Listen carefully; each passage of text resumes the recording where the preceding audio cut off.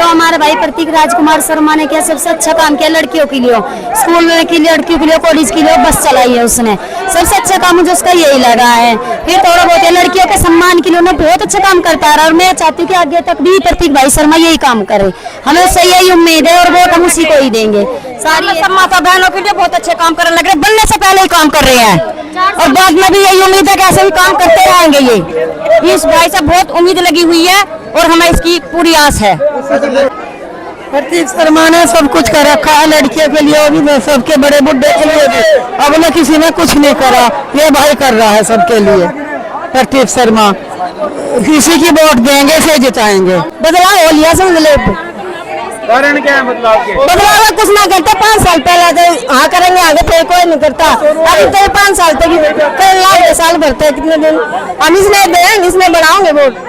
हम वोट इस कारण देंगे और इसने कोई सरकार ने हमारे बारे में कुछ नहीं सोचा और इसने लड़कियों के बारे में भी सहूलियत की है, हमारे बारे में भी की है, बड़े बुढ़े के में भी की है। हम इसलिए इसका मान बढ़ाएंगे, इसको जरूर बनाएंगे। प्रतीक भाई ने बहुत अच्छे काम कर रहे हैं, लड़कियों के लिए बस की सेवा चलाई है, लेडीजों के लिए, और वैसे भी वो बहुत अच्छा काम कर रहे हैं, तो हमारी वोट उन्हीं के लिए जाएगी। वोट किसको दोगे जी? भाई प्रतीक शर्मा को। क्यों? क्योंकि उन्होंने अच्छे काम किए। जैनपुर गांव के लड़कियों के लिए बसें हैं, एम्बुलेंस है, आंखों की सुविधा है, बुजुर्ग औरतों के लिए, और क्या चाहिए। मातृशक्ति के लिए वोट किया, इसलिए हम वोट देंगे प्रतीक शर्मा को। बहुत ही अच्छी बात है, बहुत ही अच्छा काम कर रखा है इसने, बहुत बढ़िया बालक है जो लड़कियों के लिए इतनी सुविधा करी है। अपनी समझ के तो करिए, अपना बहन बेटी समझ के तो करिए। किसी ने नहीं करी? नहीं, इसने बहुत अच्छा काम किया है। आपकी सड़कें वड़कें बहुत अच्छी बनी हुई है, मैंने देखी। ना कुछ नहीं हो रहा। अब देखो ये बेटा क्या करवाओगे, बहुत अच्छा बालक है, बहुत ही अच्छा बालक है। भाई हमारे तो बालका के लिए स्कूल बस चलवाई, हरिद्वार भी नवा लिया। अरे इतना हमारा सरपंच ने भी ना करा, ना कोई मेंबर कर रहा, ना कोई कांग्रेस, ना कोई बीजेपी वाला, ना किसी ने कुछ नहीं कराया। खुल तक कहे सब 22 साल हो गए हमने भी इस गाँव में आए न, आज लग इसमें कोई बस भी नहीं चल रही। बस भी आग रहती, देख बरातियां की ताज आग रहती, पर इस गाँव में कभी बस नहीं आई। पर ये प्रतीक भाई ने बहुत बढ़िया काम करा। हमारी लड़कियां कॉलेज में जा रही है, अगर भाई प्रतीक कॉलेज में बस नहीं चलाता ना तो हमारी तो लड़कियां कॉलेज में जाने भी नहीं पाती। भाई प्रतीक शर्मा ने बनाओगे, हमारा युवा भाई है, इसकी गल है। क्यों? कारण क्या है? कारण भाई या कई सालों तक लाग रहा सेवा में, इसका ध्यान करेंगे। भाई बहुत बढ़िया भाई है और दिल तक सपोर्ट है करती भाई और डालता है और भाई का पूरा साथ देंगे। बहुत बढ़िया भाई है भाई। कारण क्या है? कारण भाई बिगलो तो बनया भी नहीं है भाई, और बिना बने ही भाई ने बहुत सेवा काम कर रखे हैं। बस चला रखी, पानी का टैंकर है, जुकर है, और भी बहुत सेवा भाई ने बिना उसके ही बिना बनने से पहले ही लगा हुआ है। बनने के बाद तो भाई बहुत काम करेगा। भाई सभी भाइयों को हाथ जोड़ के निवेदन है कि प्रतीक शर्मा जी को वोट दे और विजय बनाए। ये आपके भविष्य के लिए भी अच्छा है और आपके लिए भी अच्छा है। बस चलवा रखी, एम्बुलेंस चलवा रखी, सारी सर्विस दे ला रहा है सबको। किसी को हरिद्वार नुआ रहा है, किसी को कहीं ले जा रहा है, किसी को राजस्थान ले जा रहा है। इससे ज्यादा कौन कराएगा?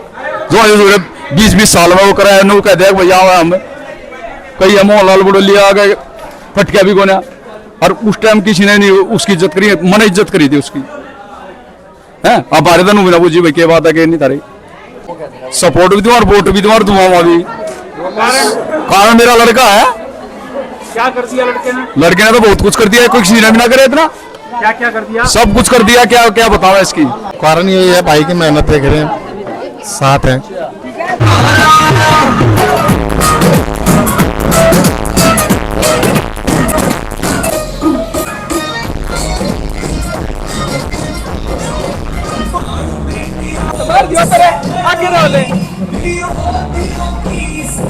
प्रतीक भाई की सुन लो रे इब तैयारी पूरी है। अरे राई हल्के में इब के बदलाव जरूरी है। अरे राई हल्के में इब के बदलाव जरूरी है।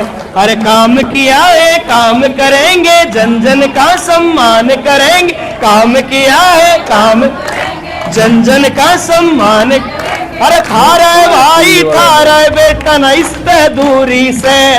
अरे थारा है भाई थारा है बेटा ना इस पे दूरी से।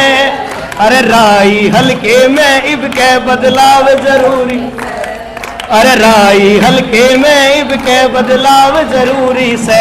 अरे यो बदलाव हम लाएंगे, यो बदलाव तैयार हो बदलाव लाने के लिए, क्योंकि इसमें हिम्मत दिखानी पड़ेगी, एक साथ आना पड़ेगा, संगठित होना पड़ेगा। तैयार हो तो एक बार हाथ उठाकर बता दो तैयार है।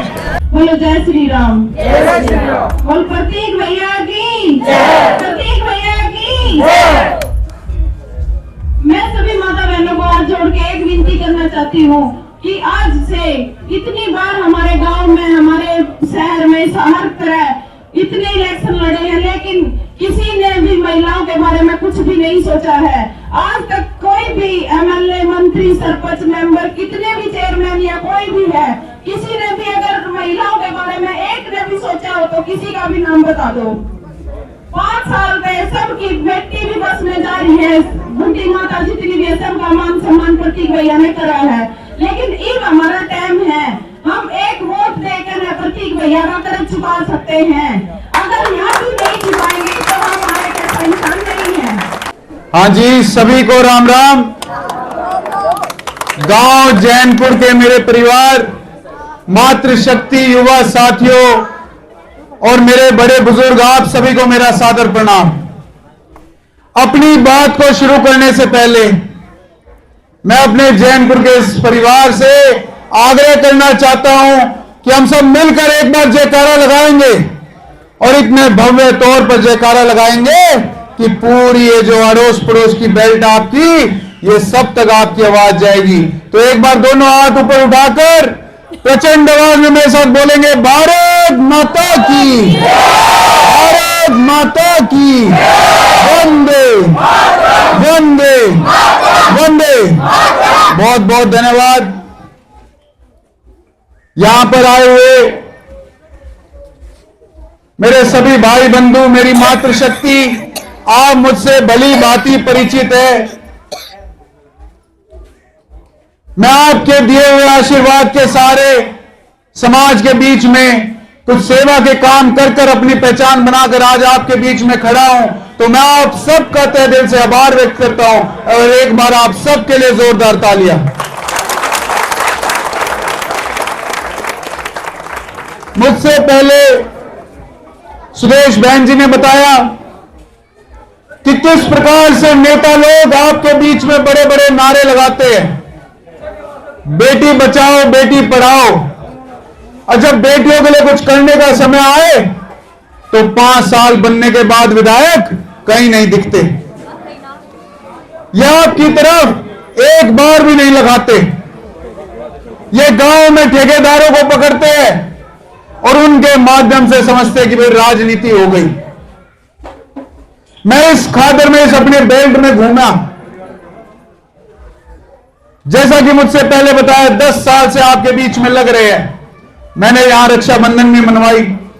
जब मैं आता था अपनी बहनों से मिलता था तो बहनों की यही समस्या होती थी, भाई यहां से शहर पढ़ने जाने के लिए कोई हमारे पास साधन ना होने की वजह से हम अपनी पढ़ाई 12 होने के बाद ही छोड़ देते हैं। 12वीं के बाद कितनी बच्चों ने अपनी पढ़ाई छोड़ दी। यह एक समस्या हमारे बीच में थी और मैंने तब अपनी बहनों की बात समझ के उन बातों को सुनकर एक आश्वासन दिया था कि बहन आपके लिए मैं अपने निजी खर्च से एक बस की सेवा शुरू करूंगा। और वो बस की सेवा ऐसे शुरू हुई कि मेरी सभी बहनों से आशीर्वाद मुझे इस प्रकार से मिला कि वो एक बस से फिर 5 बसें हमारी बहनों के लिए चल रही है। ये आपकी बेल्ट से, आपके गांव से दिए हुए आशीर्वाद के सारे अब आज राई हल्के में मेरी पहचान बस वाले से बनी हुई है। ये मेरी बहनें जो सोनीपत शहर पढ़ने जाती है, मुरथल कॉलेज में पढ़ने जाती है, इन सब के दिए हुए आशीर्वाद को लेकर आज मैं इस चुनावी दंगल में खड़ा हूं। इस चुनावी मैदान में जब बड़ी बड़ी पार्टियां आपके बीच में आएंगी, बड़ी बड़ी बातें, बड़े बड़े नारे लगाएंगी, मैं आपसे पूछना चाहता हूं कि दोस्तों, नेता आपको चुनाव के वक्त ही क्यों याद करते हैं? ये 5 साल आपको कहीं दिखते नहीं। इनके लिए आप मात्र वोट हो। किस समाज से कितनी वोट है, किस गांव में कहां क्या है, किस ठेकेदार को भेजे, कैसे वोटों को जोड़े, इस गणित में लग जाते हैं। और मेरे जैसा एक युवा जो आपके आशीर्वाद से, नेक नियति से, सच्चे दिल से सेवा करके आपके बीच में पहचान बनाता है, ऐसे को रोकने के लिए ये बड़ी बड़ी पार्टियां अच्छे खेल खेलती है। ये जो 5 गांव की बेल्ट है, मैंने जितनी भी मेहनत की राय हल्के में, ये मेरा सौभाग्य हुआ कि मैं इन 5 गांव में ज्यादा से ज्यादा समय दे पाया। मैं गांव के हर कोने में, हर घर पे दस्तक देकर आप सबसे मिल सका।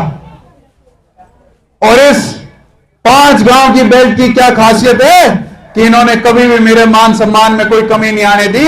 हर घर मुझे बोलता रहा, शर्मा जी आओ अंदर, आपको पानी पिलाते हैं, चाय बनवाते हैं, अंदर आके बैठो। ये आप इतने सच्चे दिल से जब इन नेताओं का मान सम्मान रखते हो, आप अपने दिल में इनको जगह देते हो और ये आपके साथ क्या व्यवहार रखते हैं, ये आप भली भांति जानते। अरे किसी का पीला कार्ड कट गया तो वो नहीं बन के देता, फैमिली आईडी, पेंशन, विधवा पेंशन, विकलांग पेंशन, इसके लिए चक्कर काटते रहो। सरकारी महकमे में कोई आपकी सुनवाई नहीं। अब वोटों के समय तक सब याद आ जाएंगे, चाची ताई सब ने याद करेंगे। गांव में 1-2 ठेकेदार बनेंगे, जो फलाना नेता आएंगे, चाची इकट्ठी हो जाइयो, वो मैडम आओगी, वो नेता होगा, उनका आपने मिलवाओगे, वोट दिलवाओगे। इन ठेकेदारों की पहचान करो। ये तो आपके सारे, आप तो भोले भाले हो, और ये ठेकेदार क्या करते हैं, आपके सारे अपना वजूद बनाने लग रहे हैं। इनके पल्ले 2 वोट नहीं है, पर आपको बहकाकर बिठाकर खड़े करके ये अपना उल्लू सीधा करते हैं। मैं आपके गांव में घूमा, दुख दर्द का जहां पता लगा वहीं आपके साथ खड़ा रहा। आधी रात को भी यदि एम्बुलेंस के लिए कोई फोन आया तो एम्बुलेंस आपके समक्ष रही। बहनों के लिए बसें चल रही थी, पहले छोटी बस चली मीडियम साइज की, आपने पता है वो गुलाबी रंग की थी। जब बहनों की संख्या बढ़ गई, जब पता लगा भाई इस बस में काम नहीं चलेगा, बस में दिक्कत आई, इंजन खराब हो गया, इंजन का काम हुआ, मैंने दूसरी बस अपने निजी खर्चे से बैकअप में 1 महीने के लिए किराए पर लेकर चलाई कि मेरी बहनों की पढ़ाई डिस्टर्ब नहीं होनी चाहिए। मैं आपसे यही सोचने के लिए, मजबूर करने के लिए आया हूं कि बड़ी पार्टी आपके सामने बड़ा खेल खेलती है। एक पार्टी है कमल का फूल, जिसे आप बार बार चुनते हो, बनाते हो, इस उम्मीद से कि जिन विचारों को वो टीवी पर दिखाते हो, उन्हीं विचारों को धरातल पर भी दिखाएंगे। पर धरातल पर इनके नेता कहीं दिखते नहीं। किसी के दुख दर्द हो जाए तो वहां भी नहीं खड़े होते। ऐसे नेता आपके बीच में आएंगे। अब कमल के फूल की कहानी सुन लो आप। राय हल्के में 72 गांव हैं, और इन 72 गांव में इन्हें एक भी ऐसा नेता नहीं लगा जिसको हल्के के नेता को लाकर आपके बीच में रख सकते। आपके समक्ष एक भारी नेता को लाकर यहां रख रहे हैं, कह रहे इनको वोट दो। अब आप मुझे बताओ, जिस नेता को एक हल्का पहले नकार चुका है, जिस नेता को उसका अपना हल्का नकार चुका है, और जिस नेता ने जब टिकट मांग रहे थे, टिकट कटने के बाद 5 साल में कहीं दिखी नहीं, अब वो टिकट लेकर आकर आपके बीच में आशीर्वाद मांगने आई है।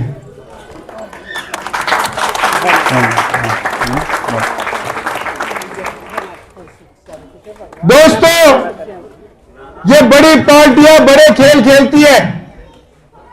जो कमल के फूल की प्रत्याशी है, उनसे आप पूछो, मैडम जब आपकी टिकट कट गई थी तो आप 5 साल कहां थे? वो आपसे व्यवहार रखती है, जब टिकट मिल जाओगी तो पब्लिक में आ जाओगे, और टिकट कट गई तो अपने घर भाग जाओगे। इन्हें क्या लगता है कि बड़े पैसे दो, बोरिया भर के पैसे रख के आओ, और पार्टी की टिकट लाकर इस पब्लिक को 20 दिन बहकाकर अपना राज पे बैठ जाओ।